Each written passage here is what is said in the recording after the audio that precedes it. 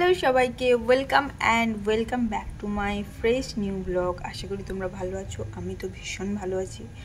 আর আজকে ভিডিওটা আমি এখান থেকেই শুরু করছি।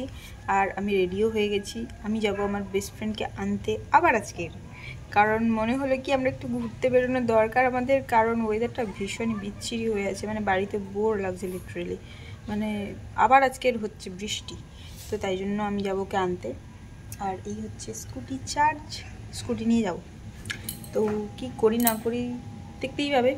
আমি ওদেরকে নিয়ে চলে যাচ্ছি এবার আমার বাড়িতে। আর এই দেখো একটা কিউটি, এটা হচ্ছে আমার বেস্ট ফ্রেন্ডের দাদার মেয়ে। মানে এত কিউট, সবে সবে কথা বলতে শিখেছে, ভীষণ কথা বলতে পারে ভীষণ। আর এই যে রাস্তাগুলো এই দুই সাইডে পড়ে, মানে আমাদের বাড়ি থেকে ওদের বাড়িতে যেতে খুবই অল্প রাস্তা। এই যে রাস্তাগুলো পড়ে এত সুন্দর, মানে ভীষণই সুন্দর, আমি বলে বোঝাতে পারবো না। আর তারপরে আমরা যাচ্ছি টেলার্সের কাছে, কারণ আমাদের পুজোর যে ব্লাউজগুলো কাটাতে হবে, মানে শাড়িগুলো যে পরবো ওগুলো কাটাতে দিতে।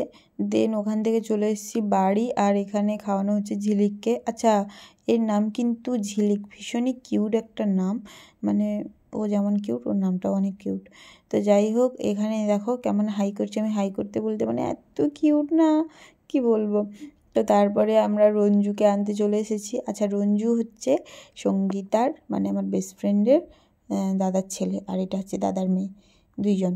তো ওদেরকে নিয়ে এবার যাচ্ছি ওদের বাড়িতে। আর ওখানে গিয়েও অনেক হবে মজ মস্তি।